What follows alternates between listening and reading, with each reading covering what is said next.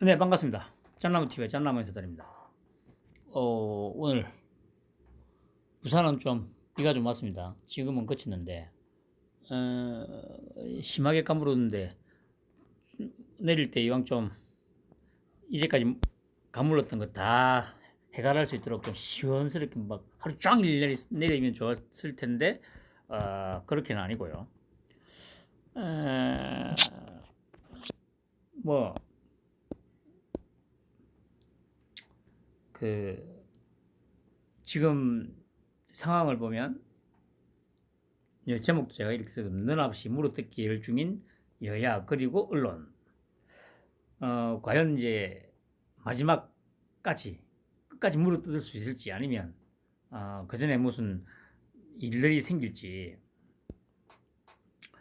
어, 이재명 그러니까 2010년부터였죠.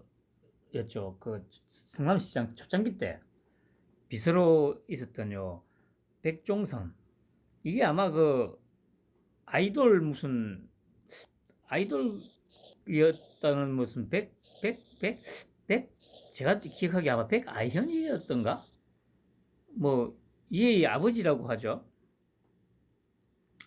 그 이제 어 저 누굽니까 그 이원욱이하고 윤영찬, 이 애들 둘한테 댓글을 달았죠. 그 이원욱이가 처음에 그 뭡니까 그 지방선거 끝나고 이재명만 살아남으니까 이제 거기에 대해서 이제 한마디를 했죠. 축하한다고. 그러니까 이제 거기에 댓글을 안 되겠다. 곧 한 대 맞자. 조심히 다녀라. 이런 댓글을 달았었고, 또 뭐 어젠가 그젠가 하여튼 며칠 전에 윤영찬이가 또 뭐 게시물을 하나 올리니까 거기에 대해서 아마 그래 그 뭐 팬덤에 대해서 뭔가 좀 얘기를 했었던 걸로 기억하는데, 그러니까 이제 이게 후진 정치다 네가 하는 게 고개 뻣뻣이 드는 정치 하지 말아라. 나중에 뭐 된다. 이러니까 이제 막 여기저기서 이제 문제가 되니까 뭐 사과는 했죠. 그런데 이제 딱 방식이 이재명하고 똑같잖아요. 그리고 백중선과 얘는 그러니까 뭐 요런 뭐 말이나 행동에서도 나오듯이 그냥 뭐라고 해야 됩니까 이거 저기 그냥 양아치 새끼죠, 양아치 새끼. 그 저기 지금 소위 친문 쪽에서 이제 뭡니까 어 배후론을 지금 얘기하고 있잖아요. 뭐 개딸이니 뭐 양아치니 뭐 하면서 그 댓글 달고 지금 저 제가 보기에 그 특히 네이버에 지난번에도 한번 제가 말씀드렸습니다만 또 조직적으로 지금 댓글들이 달리고 있습니다. 그게 이제 당연히 그게 배우가 없을 수는 없죠.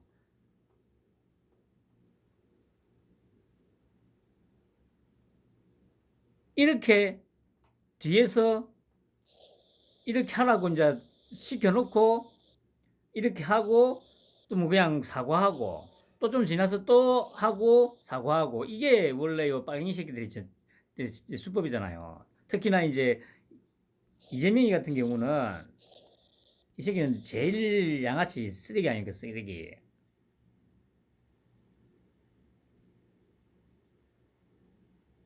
뭐 첫날 그 출근하면서 그 뭡니까 또 뭐 의원회관인가 그 앞에 무슨 화환하고 이거 막 쭉 이제 가고 이런 것들 어 순수한 게 아니라고 저는 확신을 합니다.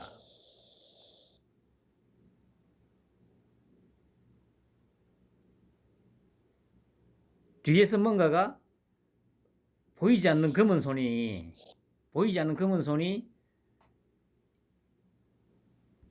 이 돈으로 이 조정하고 있다고 저는 생각을 하죠.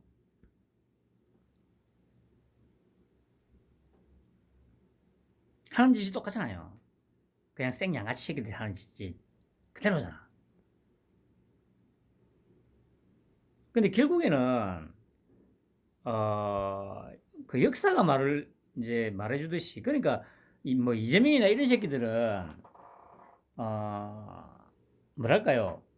워낙 천박하고 비루하고 이제 버러지들이다 보니까 어 이런 게임에서 어떻게 하면 이길 수 있는지를 전혀 막 생각이 없어요. 그러니까 너무 인제 자기가 그 본인 스스로도 이 천하고 비루한 데다가 또 자기가 이때까지 지은 죄가 너무도 크다 보니까 끊임없이 그냥 이 뭡니까 그 죄를 덮기 위해서 끊임없이 움직여야 되는 거예요. 주디를 움직이든 몸을 움직이든. 그게 이런 부류들의 특징이죠, 특징. 이런 어떤 특징들이 기존의 우리나라 정치권에서는 먹혔어요, 그래. 자주 말씀드립니다만은, 어, 현재의 그러니까 예를 들어서 지금은 내각으로 들어가 있는 뭐 장관들이나 차관들, 그러니까 소위 말하는 우리 토끼형 사단 이 인물들을 다 빼고 나면 이재명의 이런 쓰레기 짓을 하는 이 비루하고 천박하고 쓰레기 같은 이런 짓거리가 먹힌다니까요. 왜냐? 조중동 같은 언론도 다 저기 동조를 하고 있기 때문에. 그런데 상대를 잘못 만났지.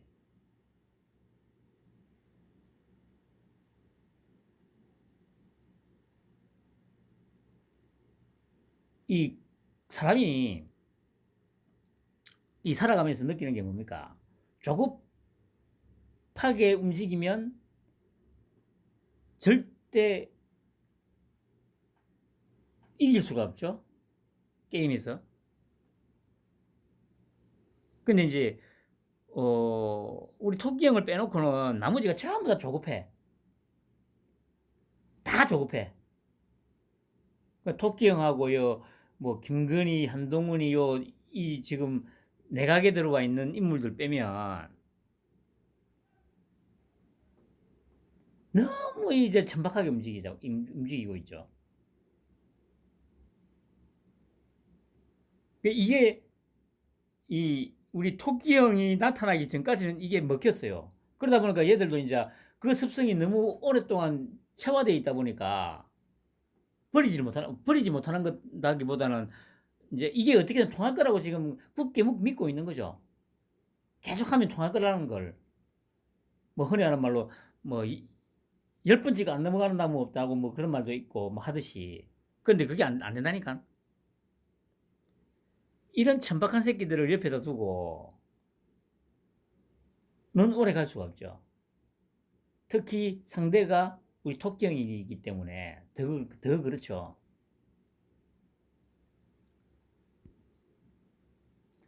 어, 그리고 뭐, 요 근래에 계속 뭐, 이 부동산 가격 하락, 뭐 이런 얘기 많이 나오죠. 그러니까 자기 돈으로 집을 산 사람들이야 뭐 상관이 있겠습니까? 그냥 뭐 좀 손해보는 거, 그러니까 예를 들어서 10억 주고 샀는데 만약에 뭐 한 6억, 7억으로 떨어지면 뭐 손해는 봤지만 속은 쓰리겠지만, 아 막말로 그래 그 뭐 자기가 그 집에서 그냥 거의 뭐 그냥 거의 이동을 안 하고 살 거면 뭐 자기 돈으로 산 거면은 솔직히 크게 의미가 없잖아요. 뭐 내리든 올리든 오르든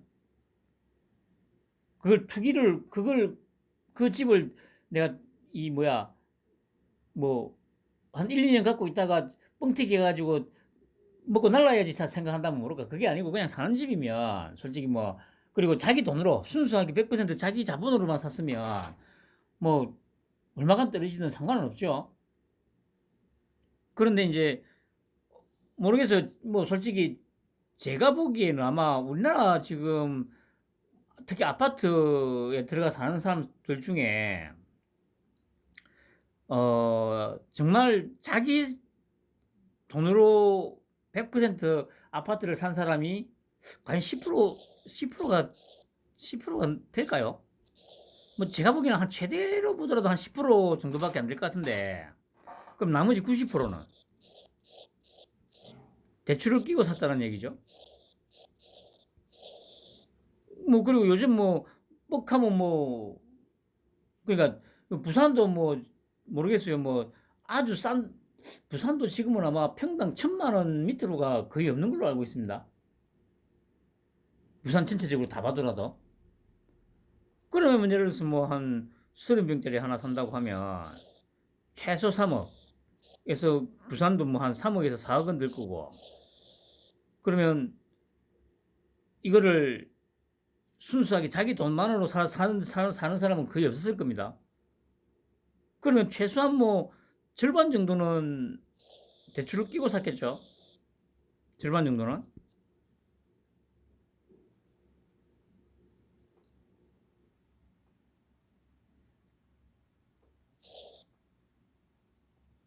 그 여기 보면 대출 기간 30년, 비거치 원리금 균등 상환으로 봤을 때 이게 보니까 전용 면적이 25평이니까 아마 일반적으로 얘기할 때 한 30평대로 얘기하겠죠.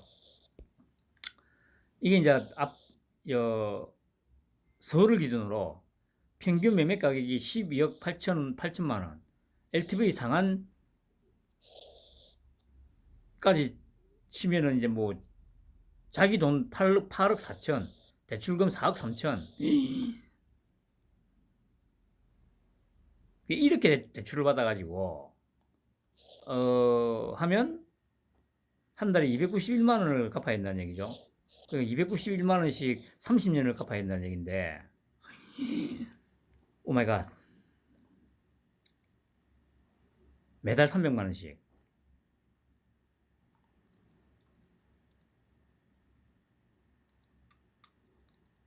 그 문제는 이제 만약에 지속적으로 아파트 가격이 떨어지면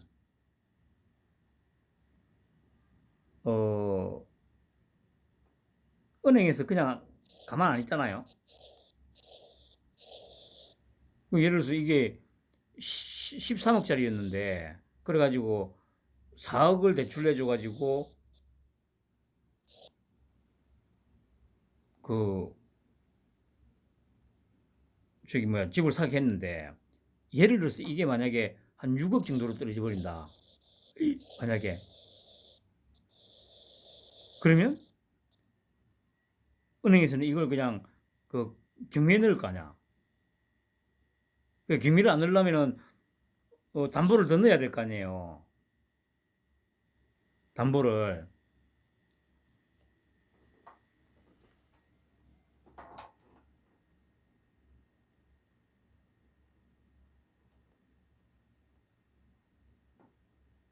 그 보통 이제 그 대출금이 4억 3,700이면 뭡니까? 채권 최고액은 한 120%니까 한 5억이 좀 넘죠? 그럼 당연히 이 6억 뭐 이렇게 만약에 절반으로 떨어져 버리면 은행은 어 경매를 넣어야지. 그러면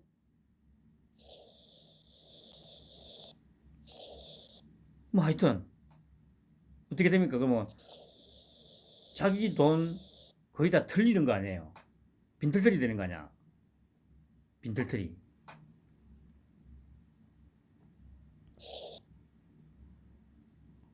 이럴 날이 뭐 머지 않았다니까요.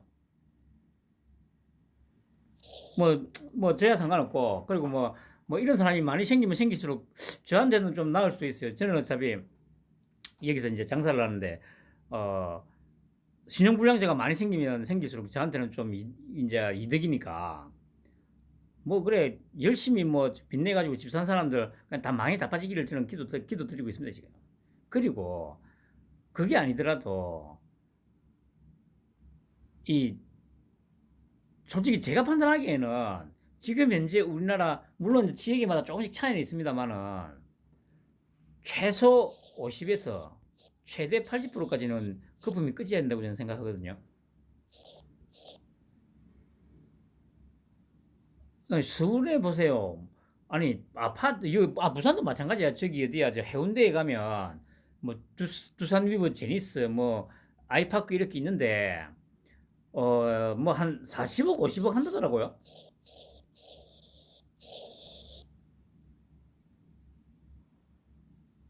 아니 뭐 아파트 꼴랑 40억 50억이 이게 솔직히 말이 됩니까 여러분?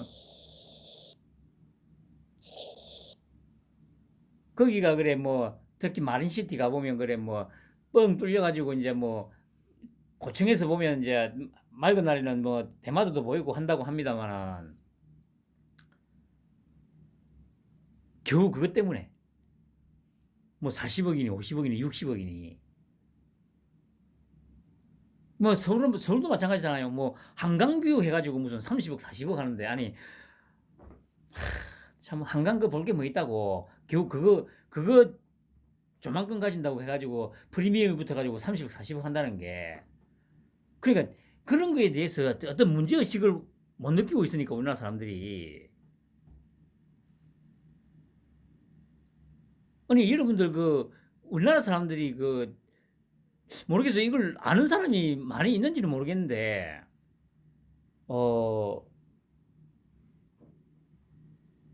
우리나라 사람들 거의 물가가 엄청 비쌉니다. 우리나라 물가가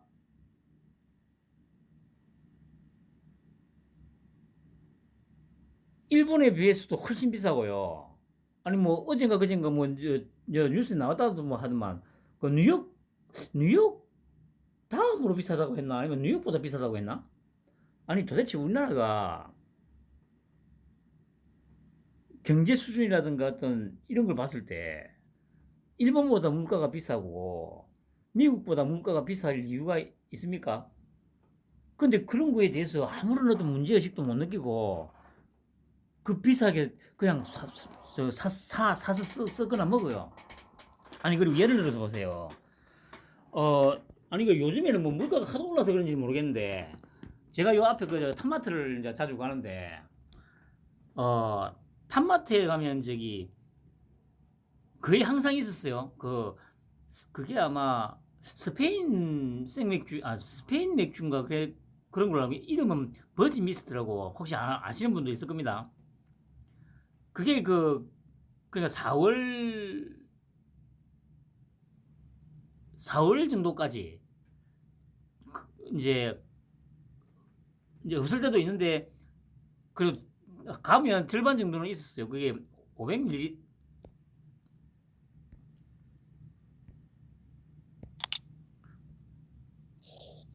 500ml 캔 하나에 1,000원이었거든요. 1,000원.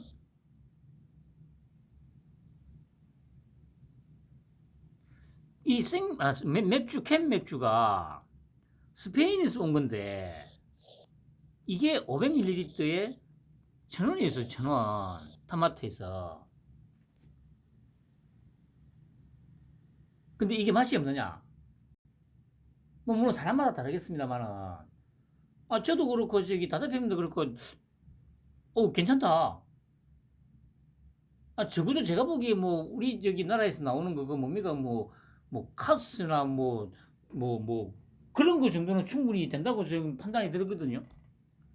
근데 우리나라 그 지금 얼마입니까? 이때도 그래요. 우리나라 거는 뭐야 2,500원인가? 그렇게 했죠. 물론 외국 것도 비싼 거는 있습니다만은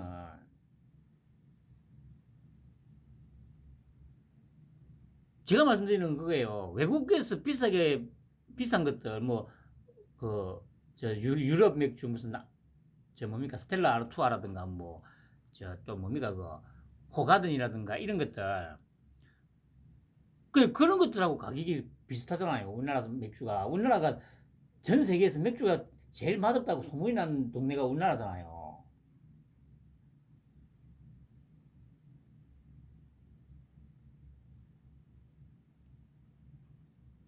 그럼 이게 뭡니까?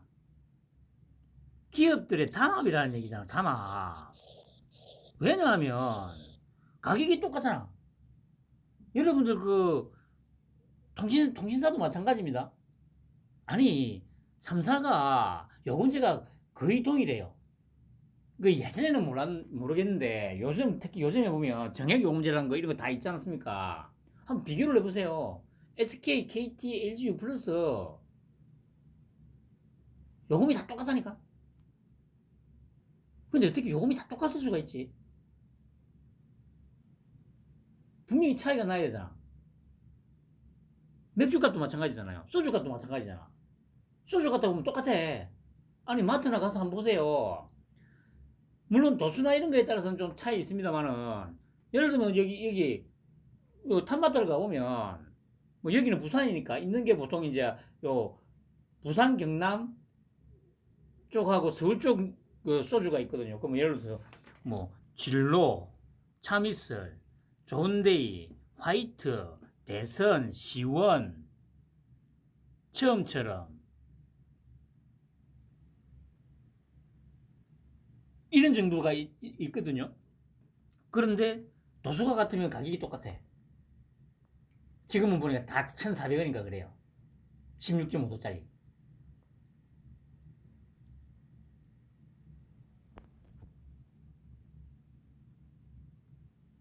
공산주의도 아니고 분명히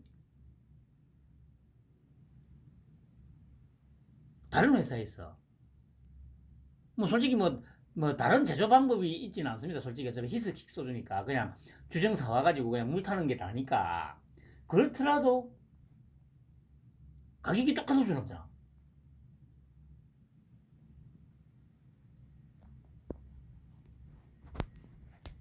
아니 뭐 회사마다 저기 뭡니까 그 어떤 형태로든 공장이 다 달리 있고 이렇게 하다 보면 뭐 어쨌든 뭔가 물류 비용이든 뭐든 간에 조금이라도 차이가 있을 텐데 그런데 소주 값은 지금 기준으로 팜마트 오늘 잠깐 아까 잠깐 갔다 왔거든요.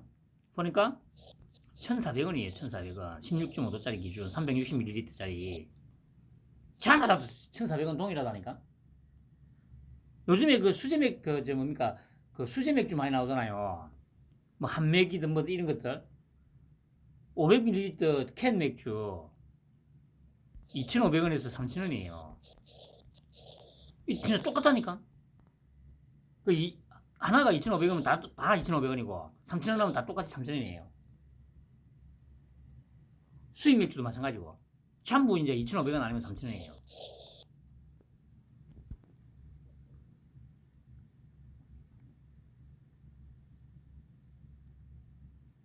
아니 경쟁을 해가지고 그 유럽에서 들어오는 그 500ml짜리 그 맥주도 1,000원짜리가 있고 1,500원짜리가 있고 1,700원짜리가 있고 2,500원짜리가 있고 3,000원짜리가 있는데 아니 우리나라 맥주가 분명한 거는 맛이 유럽에서 생산되는 맥주보다 맛있지는 분명 않아요.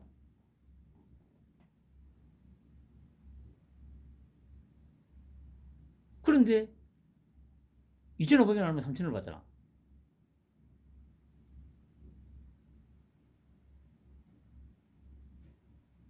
아니 그 받는 가격이 중요한 게 아니고 다 또 동일하잖아요. 카스하고 테라하고 어 화이트하고 가격이 똑같잖아. 요 며칠 전에도 뭐 오리 담합한 거하고 저 치킨 담합한 거하고 막 뉴스 나오죠. 그러니까 우리나라는 지금 기업들이 가격 경쟁을 안 한다니까요.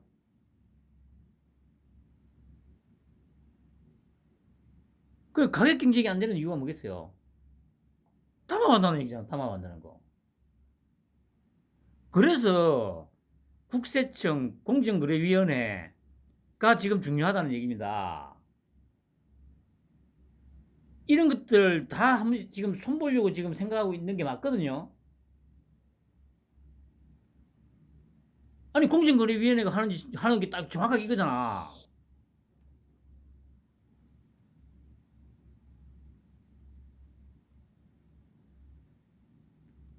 아니 그러니까 하이트 맥주하고 카스가 어떻게 가격이 똑같냐고. SK텔레콤, KT, LG U+가 어떻게 씨발 통신 요금이 똑같냐고. 아 소주가 어떻게 또 가격이 똑같아. 씨발 회사가 다 수십 개가 있는데.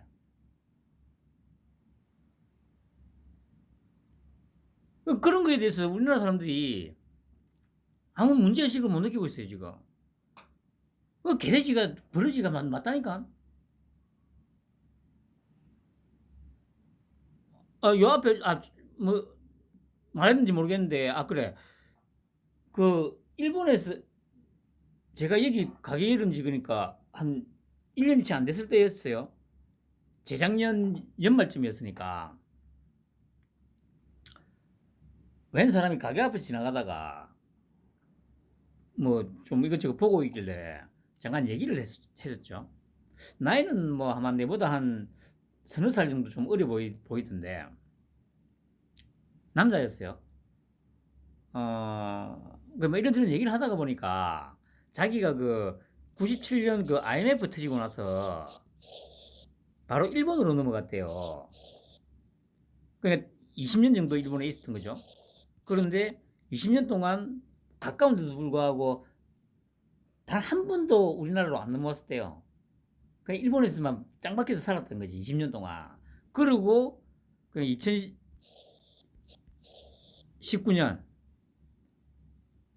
2020년. 그러니까 그때가 이제 그 우리나라로 완전히 넘어온 지 이제 그렇게 오래 지나지 않은 시점이다 하더라고요. 20년을 살다가 이제 우리나라로 이제 다시 완전히 넘어왔는데 얘기를 하다 보니까 자기도 놀랬대요. 그냥 자기도 20년 만에 왔으니까 좀 아주 많이 생소할 거 아닙니까? 제일 먼저 하는 얘기가 뭐냐? 그러니까 자기는 이제 온 지 얼마 안 됐으니까 이 좀 적응을 해야 되니까 이제 시장을 이제 좀 돌아다녔더라고요. 여기 깡통시장하고 뭐 여기 자갈치 쪽에.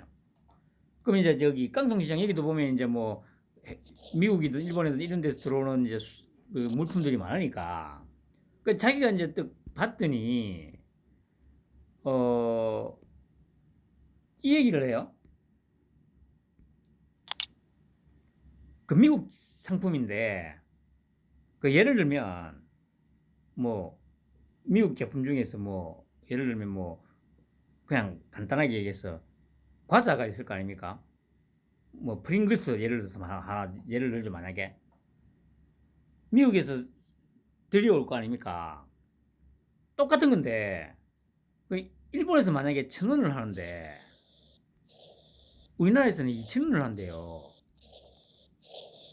똑같은 상품인데 미국 거. 그 사람이 한참 돌아다니다가 놀랬던 게 분명히 자기가 넘어가던 그 시점에는 분명히 일본이 우리나라보다 비싸고 그랬었던 걸로 기억하는데 20년이 지나면서 물가가 일본보다 어마무시하게 비싸졌다는 거죠.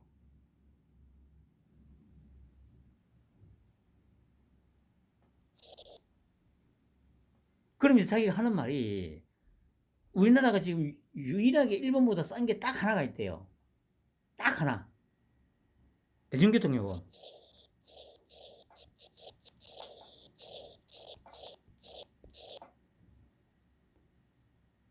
대중교통요금은 일본이 우리보다 한 3배 정도가 비싸대요.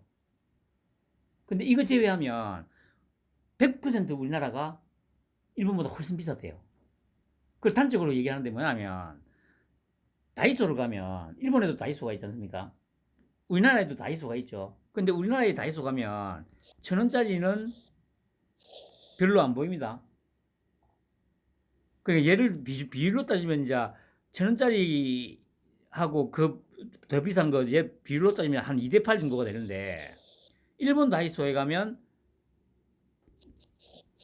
100엔짜리가 80%래요. 100엔짜리가. 우리나라 돈으로 1,000원이죠, 1,000원. 그런데 우리나라 지금 어떻게 생각하고 있습니까? 일본이 뭐 엄청나게 뭐 물가가 비싸고 뭐 우리나라보다 엄청나게 비싸고 그건 다 저기 한 30년 전 옛날 이야기라니까. 30년 전 옛날 이야기. 거품 꺼지기 전에 일본이 우리나라보다 물가가 훨씬 싸다고요. 집값도 훨씬 싸고.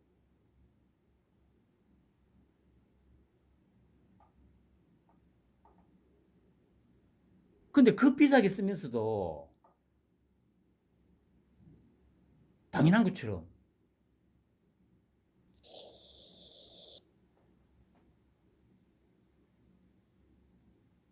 그 비싸게 쓰는 거에 대해서 뭔가 문제의식도 못 느끼고 그냥 그런가 보다 하고 쓰고 있어요.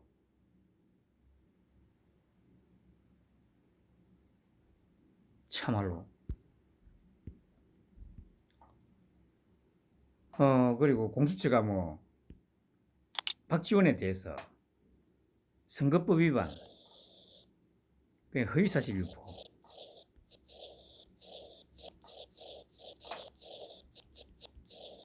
근데 제보사주는 무혐의. 근데 이게 중요한 건데.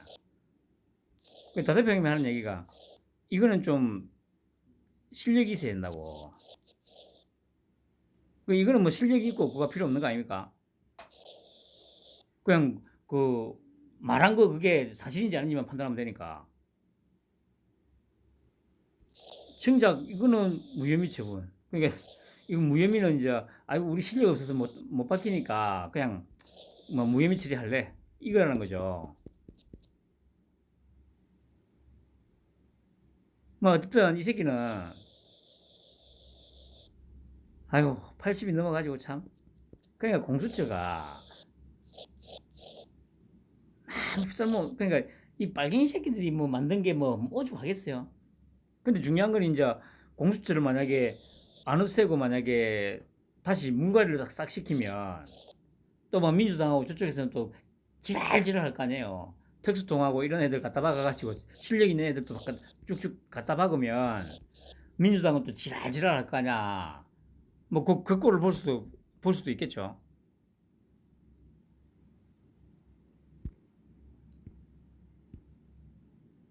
그리고 조중동이 얼마나 쓰레기인지를 이제 알 수 있는 것들이죠. 이거는 중앙일보 겁니다. 중앙일보.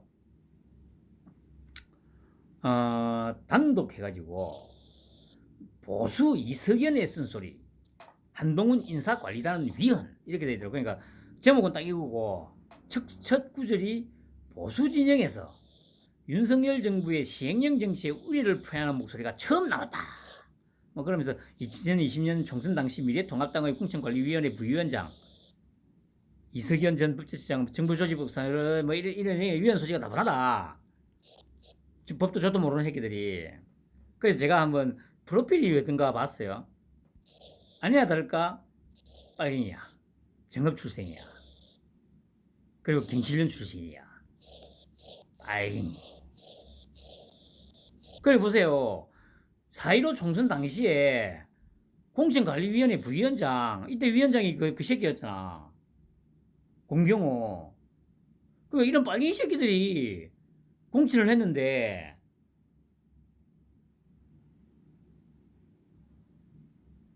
당연히 칠 수밖에 없지 병신들아. 아니 이런 새끼를 공천위원회 부위원장 그리고 공병호 그런 쓰레기 새끼들이 그래 빨갱이 새끼들 죄다 이렇게 마이너 빨갱이들 그냥 지금 주사파들한테 그 저기 대가리 내밀다가 처맞고 나가 떨어진 마이너 빨갱이들이 들어온 게 있대잖아요. 뭐 김건식이니 뭐 하는 그런 쓰레기들 다. 뭐 그때 조성은이니 뭐 이런 애도 다 들어갔잖아.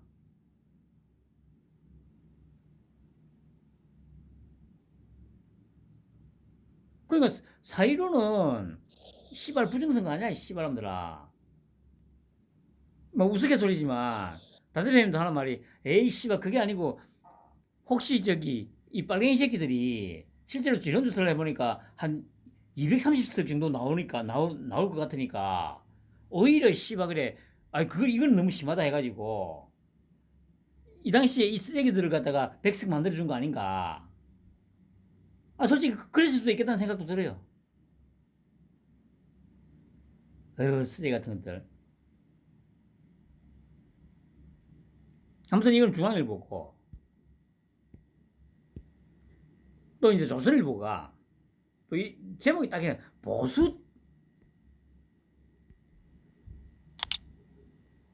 정치평론가. 그러니까 정상철인가 그 새끼죠. 이게 무슨, 아이고, 윤 빵집 영화관, 얻어놓은 했지만 보여진 건 특권이다 하면서 뭐, 브로커를 관람한 것을 두고 여러 가지 우려와 비판이 나온 가운데 한 보수 정치평론가가 솔직히 시점과 장소는 부적절했다고 말했다. 국민과 시민들과 늘 함께 어울려서라고 했지만 사진을 보면 뒤에 경호실장이 앉아있고 자리는 띄어서 앉아있다. 시민들과 어울리는 모습은 아니다. 대통령이 가셨으니까 주위에 전파 차단이 있었을 것이고 사람들 가방 검사를 했을 것. 그런 것들이 시민들을 불편하게 하는 것. 그런데 제가 보니까 사진을 보면 전파 차단 안 한 것 같은데.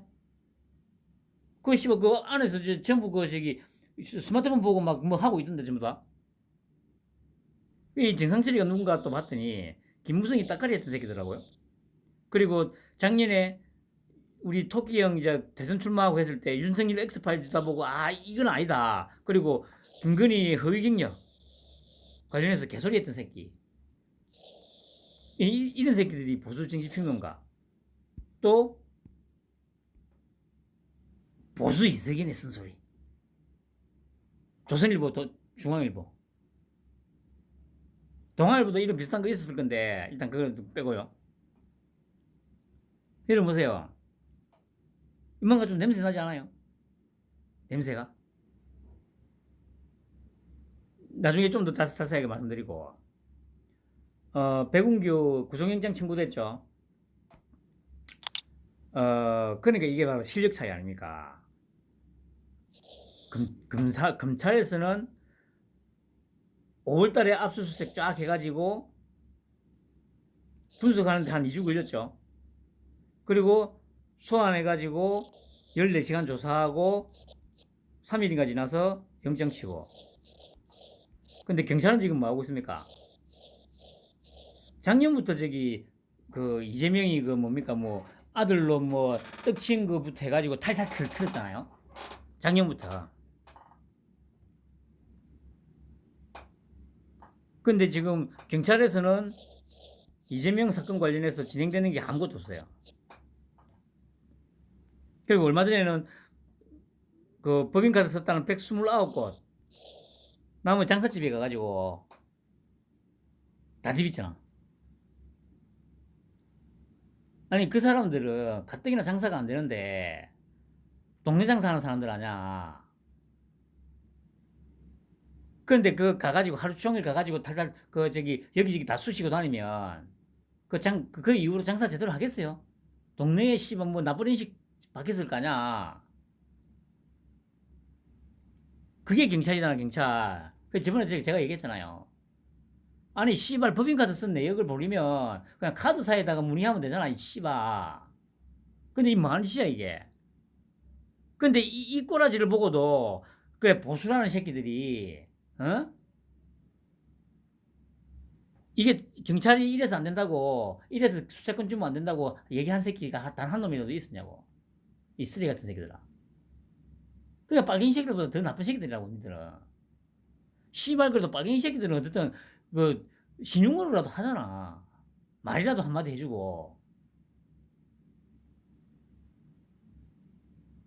그런데 이 씨발놈들은 아니 지금 가뜩이나 어려워가지고 문을 닫네 만에 하는 가게 가가지고 이 씨발 탈탈 틀었는데 여기에 대해서는 한 말도 안 해.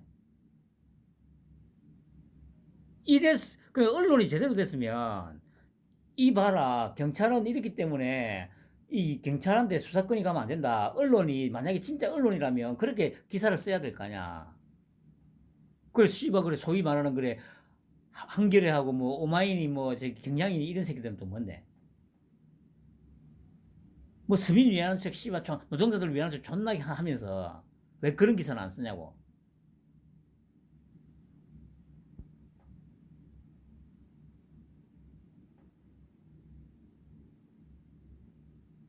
그러니까 이게 경찰이 통제가 안 되고 안 되는 상황에서 수사권이 다 넘어가면 이 129군데 영업점을 가지고 영업 장소를 갖다가 탈탈 털은 거, 이게 여러분들이 이꼴을 당하게 될 거라고요.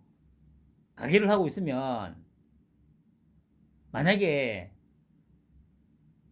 그 동네에 좀 힘 좀 쓴다는 놈한테 약간 이제 트러블이 생겼다. 씨발 이런 걸 당하는 거야.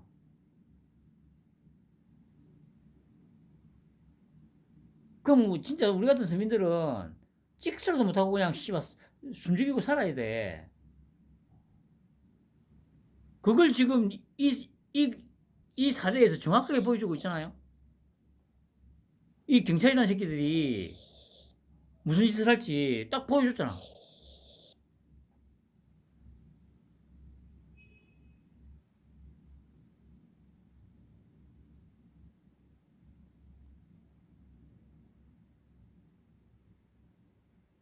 그러니까 이상민 저 행안부 장관이 그렇게 했잖아요.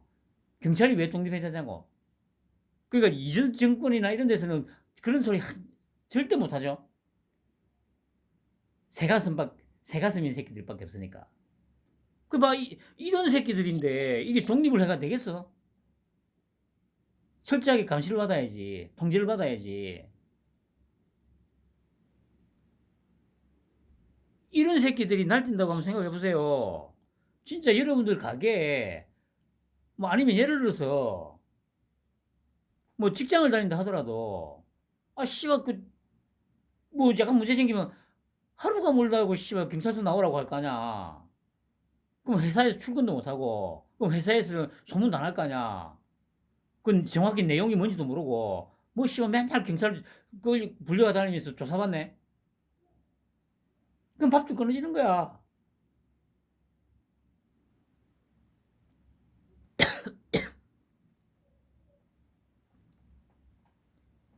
그러니까 공수처가 문제가 아니고 이게 문제라고 이게. 근데 여기에 대해서 제대로 짚는 사람이 아무도 없잖아. 그저 씨발 이러면 129군데 그 압수수색 했다니까 와 이재명이 이제 감옥 간다? 감옥을 씨발 아이고 아이고 한심한 새끼들. 뭐 씨발 뭐 기사 나오면 뭐 문재인이 부엉이 바위 가고 야 씨발 문재인이 같은 그런 새끼가 자살을 할 것 같아? 내가 누차 말하지만 누가 강제로 떠밀지 않는 이상에는 절대 씨발 그런 짓을 못할 놈이라니까.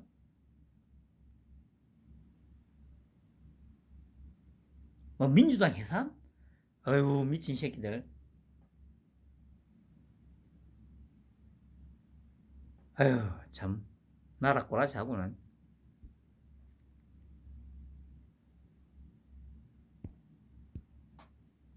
그리고 중앙지검 정기감사를 지금 하고 있다고 하죠. 뭐 정기감사라고 하는데 뭐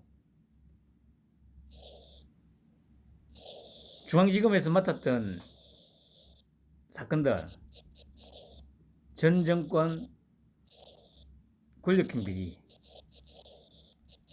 사건들 어떻게 진행이 됐는지, 어떻게 무마시켰는지 수사사무감사가 따로 이제 된다고 하니까 한번 또 나오겠죠. 이런 것들이 중요한 건데, 그러니까 이상하게 이런 것들은 전혀 신경을 안 써요. 그리고 보폭 넓히는 김건희 여사 이러면서 이제 요 하루 이틀 사이에 이제 나온 이제 기사들이죠. 그 보세요. 봉화마을 방문 시에 이제 동행한 사람이 있다고 하더라고요. 그 이제 이게 이제 빨갱이 새끼들은 무속이다 막 또 하고 있죠. 근데 알고 봤더니 무속인은 무슨 무속인입니까?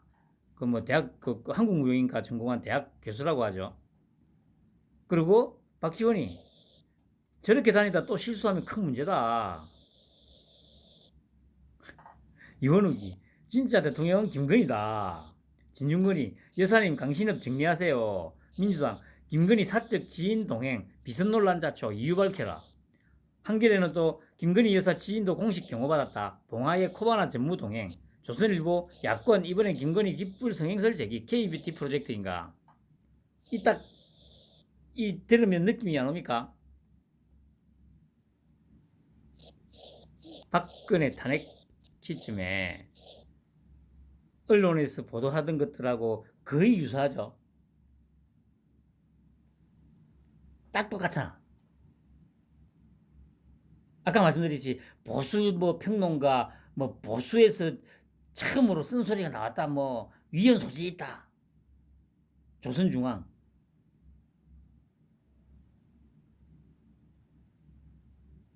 박근혜 탄핵되던 당시에 분위기가 딱 똑같잖아요.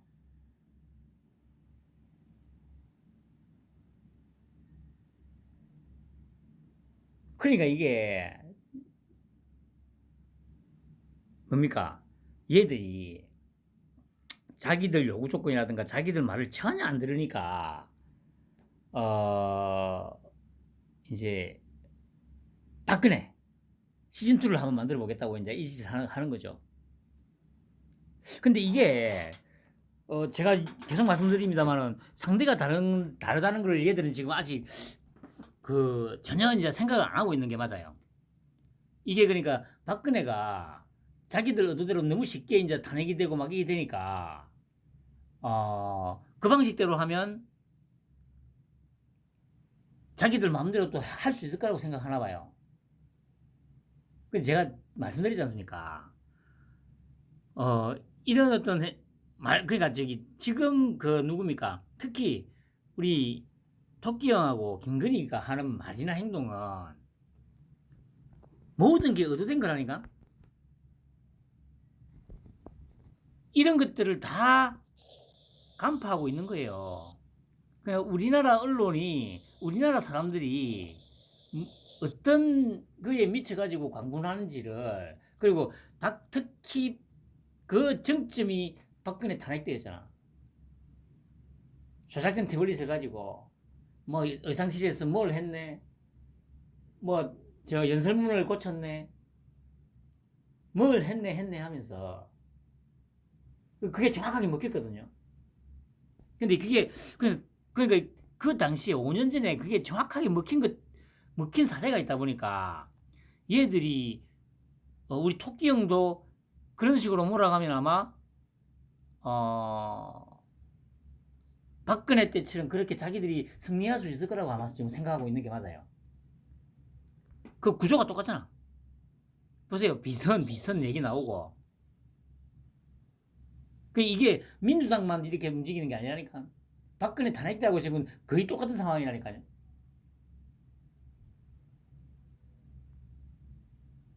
그래서 이제 대통령님도 그렇게 얘기하는데, 이게 혹시 그러면 그냥 이렇게 해가지고 박근혜 때처럼 탄핵 소추안을 발의하게 해가지고, 그걸 정면 돌파로 또 어차피 스타일이 그거니까, 정면 돌파해가지고, 이, 뭡니까, 무효 판결 받고, 그걸 이제 무기로 해가지고 정치권을 아예 그냥 몰살시키려고 하는 건가 싶은 생각도 들고요. 아니, 한 가지는 분명해요. 지금 요 언론 상황 그리고 정치권 상황은 박근혜 탄핵되던 그 시점하고 거의 동일하거든요. 상대만 달라졌을 뿐이라는 거죠. 언론 보도 내용 태도를 보세요. 무속인, 진짜 대통령은 김건희, 그리고 김건희 여사 지인도 공식 경호받았다. 이게 그거잖아요.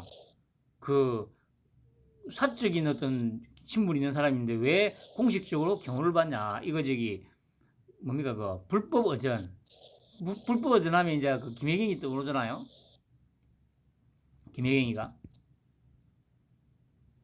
근데 김혜경에 대해서는 이제 이런 얘기 이제 안 하잖아요. 그냥 과잉어전 이렇게 얘기했잖아요. 과잉어전. 여기 보세요. 여기는 이제 그러니까 불법 어전 받았다 이렇게는 차마 이제 빨갱이 새끼들이긴 하지만 아직은 이제 자기들도 눈치를 보고 있는 거죠. 그러니까 김건희 서치인도 공식 경호받았다. 이렇게 쓴 거죠.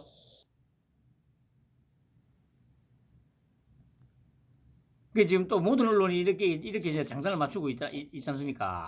그러니까 이걸 보면 뭔가 딱 느낌이 오죠. 그러면 예를 들어서 김건희는 우리 토끼 형은 이런 걸 몰라서 그냥 이렇게 막 씹어 돌리게 냅두는 것 같습니까? 아니라니까. 뭔가 의도가 분명히 있어요. 말씀드린 대로 지금 언론 정치계는 박근혜가 탄핵되던 2016년 그 당시하고 거의 5년 6개월 전에 그 상황하고 똑같은 형태로 지금 보도하고 대응을 하고 있거든요.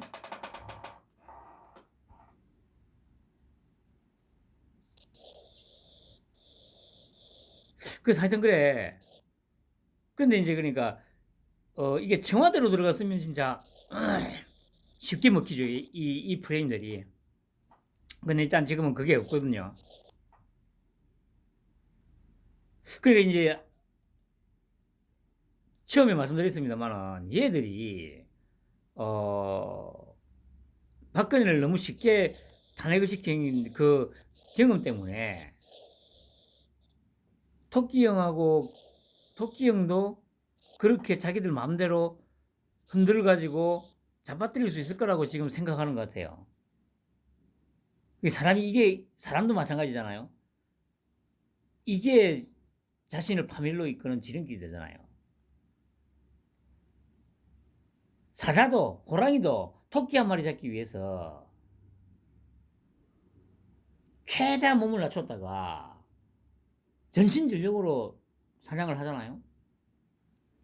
근데 얘들은 지금 박근혜를 좀 쉽게 잡아뜨리는 그 경험이 오히려 이 새끼들한테 지금 독이 되고 있는 거라니까.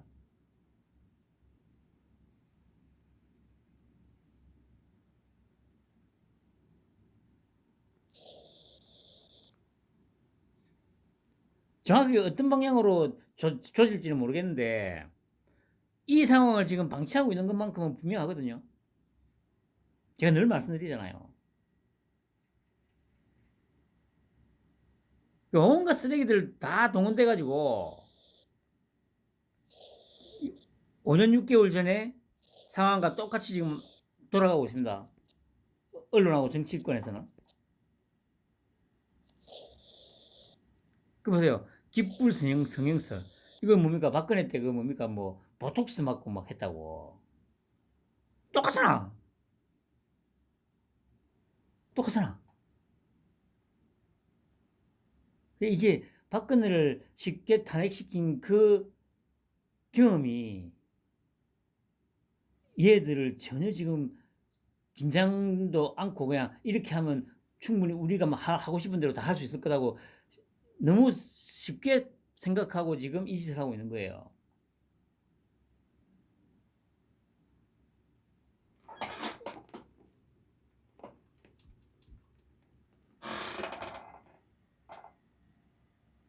아까 얘기했듯이 보수 진영에서도 쓴소리가 나온다. 뭐 위헌 소지가 있다. 이거는 소통이 아니다. 소통이 아니기는 뭐가 하냐 이 씨발놈들아.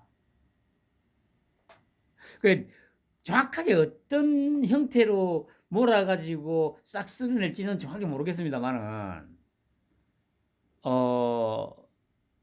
지금 얘들은 지금 박근혜 때하고 똑같은 방식으로 지금 행동하고 말을 하고 있습니다. 그런데 우리 토끼 형은 지금 박근혜와는 전혀 다른 방식으로 대응을 하고 있습니다.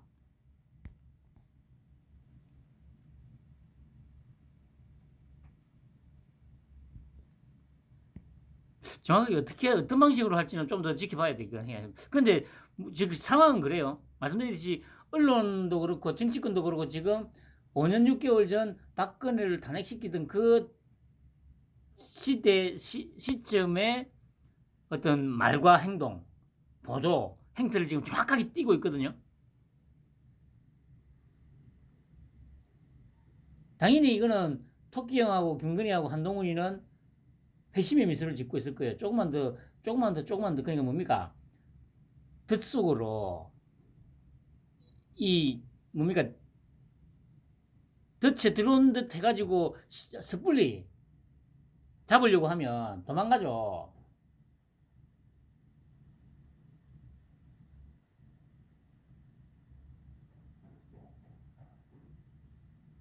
쥐를 잡든 뭘 하든 덫 깊숙이 들어올 때까지 기다려야 돼요. 섣불리 완전히 들어오지도 않았는데 잡으려고 하면 도망간다니까. 그럼 그 이후부터는 더 잡기가 힘들잖아요. 그 지금 돌아가는 판때기를 조금만 한 발 물어서 보면 모든 지금 세력들이 지금 똑같은 짓을 하고 있거든요. 5년 6개월 전하고 똑같이. 근데 이게 지금 우리 토끼 형하고 김건희하고 한동훈이가 놓은 덫이라는 걸 인지하고 있는 사람이 아무도 없어. 다대표님하고 나밖에 없다니까. 김갑수도 이거는 몰라. 그것도 빨갱이 하기 때문에. 얘들은 그러니까 지금 조금씩 그릇 덫으로 빠져들고 있는데도 얘들 인지를 못하고 있어요.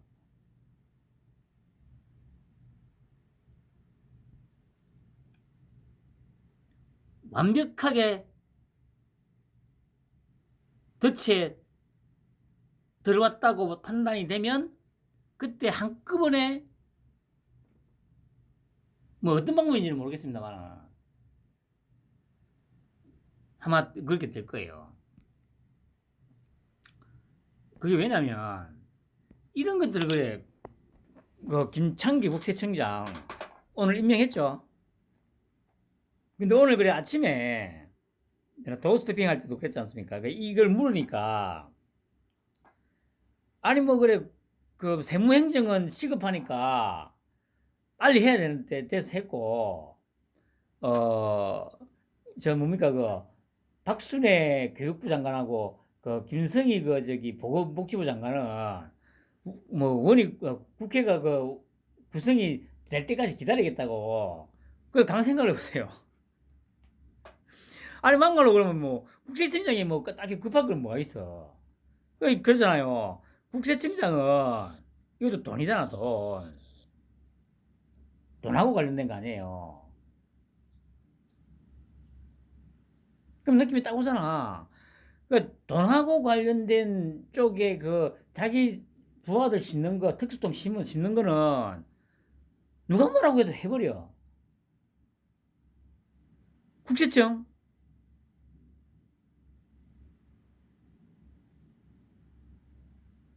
그 보세요. 어 서민의 어려움을 가중시키는 민생 침해 탈세, 국부를 부당하게 유출하는 지능적 역외 탈세. 제가 보기에 이런 거는 아마 이 조중동 같은 이런 언론사의 사주들도 분명히 뭐 이런 짓거리들 하고 있을 거라고 저는 생각합니다. 그러니까 이거는 그래 국세청 세무조사 어차피 우리나라 기업 중에 세무조사 제대로 한번 달달 틀면 안 걸릴 기업 없지 않습니까? 이런 거 제가 보기에는 이걸로 제가 저번에 그랬잖아요. 우리 토끼 형이 유일하게 손을 안 댄 데가 이거 저기 언론이라니까. 언론사라니까. 언론사 사주는 안 건드렸어. 그리고 아까 저기 다다표 형이 하는 말이 이거는 아마 그래 이틀 전인가 뭐그 연예부장 그 김용호 그 새끼가 방송을 했다고 하더라고요. 그쪽은 어차피 그 뭐 기자 쪽으로 라인이 있으니까 조선일보 저 무슨 어디 그 자기 저기 친분 있는 사람이 한테 하고 뭐 잠깐 했던 대화라고 하는데 들었던 얘기라고 하는데 뭐 사실인지는 뭐 확인을 못하고 뭐 못하겠죠. 그런데 뭐라고 하느냐면은 어 그 저 뭐야 우리 토끼 형이 가장 그 아쉽다고 해야 되나? 어 그러니까 자기가 검사 생활하면서 뭐 수사를 하거나 하면서 뭐 좀 아쉬웠거나 아니면 진짜 이거는 반드시 해야 되는데 뭐 어떤 형태로든 때문에 못한 그런 것들이 있었을 거 아닙니까? 그 중에 가장 큰 게 뭐냐면은 론스타, 흔히 말하는 모피아. 이거 수사를 하면서 모피아들 벽에 부딪혀가지고 됐다고 된 적이 있다고 하더라고요. 그러니까 이거를 이제 한번 조지야. 그러니까 이 뒤끝 우리 토끼 형이 어떤 놈인데 절대 포기 안 한다니까. 이걸 이제 생각하는 거죠. 그러면 이게 당연히 뭐 하다 보면 다 연결돼 있을 거냐. 그 보세요. 이제 남은 곳이 이제 저 공정거래위원장이잖아. 그 공정거래위원장이 뭐 하는 겁니까? 아까 얘기했잖아요. 당합하는 거 이런 거 잡아내는 그 전문이 저 공정거래위원회잖아. 그 마지막 남은 이제 공정거래위원장만 딱 퍼즐이 맞춰지면 뭐 교육부 장관이고 그건 상관없다니까.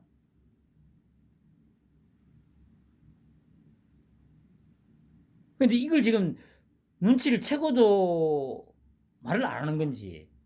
아, 그런데 그건 아닐 거야. 아예 그냥 눈치를 못 채고 있어. 그냥 아까 말씀드린 대로 박근혜를 탄핵시켰던 그 자신감 때문에 그냥 이런 신변 찾기, 그다음에 말초신경 자극하는 뭐 성형이다, 뭐, 저 뭡니까, 뭐 비선이다, 뭐다. 아니, 씨발, 뭐 마누라가 무슨 어느 쪽으로 비선이야. 뭐 어쨌든 그렇게 계속 흔들어대고 막 이러면 박근혜 시즌2를 만들 수 있을 거라고 분명히 생각하고 있는 건 맞아요. 근데 지금 이 작업 다 친하다니까 지금. 그렇게 하는 와중에 제가 말씀드렸지 물 밑에서는 지금 발을 엄청나게 젖어가면서 지금 다 완성했다니까. 아니 이제 하나 남았지 공정거래위원장.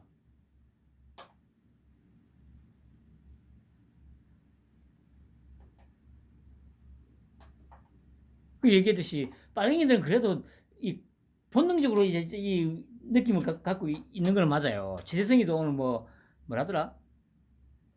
그 라디오에 어디 나와가지고 양산 사저 그거 관련해서 뭐 우리 문 대통령한테 뭐 감정이 있는 것 같다고. 아, 지랄 그 감정이야 있지 씨발놈아. 그 얘기는 뭡니까? 자기들이 본능적으로 아 씨발 우리를 다 조질 것 같다는 이 불안감이 있으니까 그렇게 표현을 하는 거죠.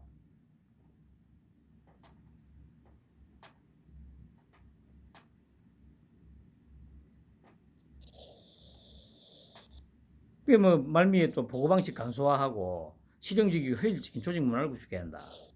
그 이런 전부 지금 이렇게 바뀌어가고 있다니까요. 이게 지금 우리는 못 느끼는데 지금 어마무시하게 지금 바뀌고 있다니까. 근데 이 새끼들도 세상이 어떻게 바뀌는지도 모르고 뭐 김건희 여사 옷이 어땠니? 가방이 어땠니? 영화를 봤네 마네? 길이 막혔네 안 막혔네? 그 짓을 하고 있어.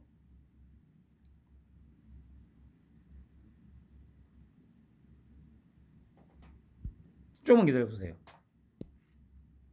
그 원희영이가 또 오늘 또 한마디 했죠. 화물연대 국민 경제를 볼모로 삼아 장관으로서 결정 내릴 거다. 그 이제 중요한 게 이겁니다. 공동성명서 이거 관련해서 그러니까 어젠가 그 저기 화물연대 애들이 뭐 다 됐는데 그 저기 뭐 국민의힘이 반대를 했다 뭐 이런 얘기했잖아요. 서로 협의 과정에서 오고 가는 많은 의견과 제안과 반응들을 잠정 초안으로 작성해 놓은 것을 지나치게 앞서 나가서 말한 거다. 그리고 이제 국민의힘 얘기를 하니까 아직까지 합의문 자체가 도달된 바 없고 국민의힘이 공식적으로 관여할 바도 전혀 없다. 이게 뭔 얘기입니까? 빨갱이 새끼들은 거짓말이 아니면 생존이 불가능하다는 거. 거짓말이 아니면 생존이 불가능하다는 거. 거짓말로 이때까지 먹고 살아왔다는 거.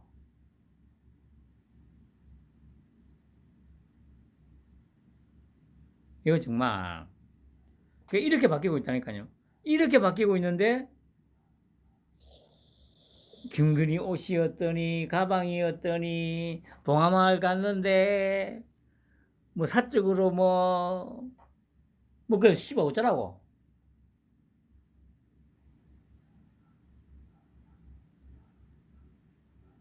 그러니까 진짜 이것들이 어떤 식으로는 탄핵을 한번 해보려고 할 것 같은데 뭐 그렇게 하더라도 안 된다니까. 지금 작업을 이렇게 많이 치는데 작업을 정말. 그리고 보세요. 월성감사 유병호 문정부에서 좌천된 뒤 감사원 2인자로 복귀. 최재해 감사원장이 14일 감사원 사무총장의 유연구원장 제청.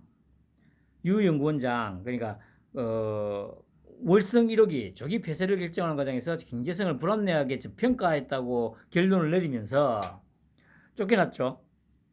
이 양반이 이제 다시 정권이 바뀌면서 이렇게 감사원으로 복귀를 하고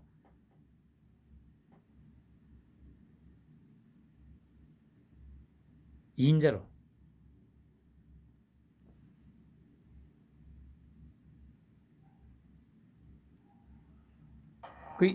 이렇게 작업치는 속도가 빠른데 언론이나 정치권은 지금 5년 6개월 전에 뭐 그대로 머물러 있죠.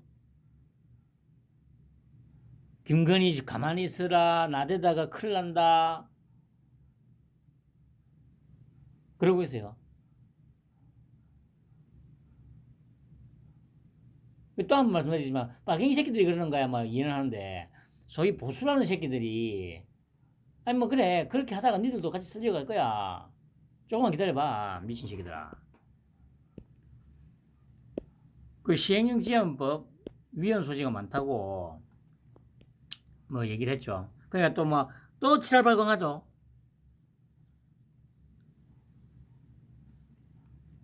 근데 뭐 걱정 안 해도 됩니다 이거는.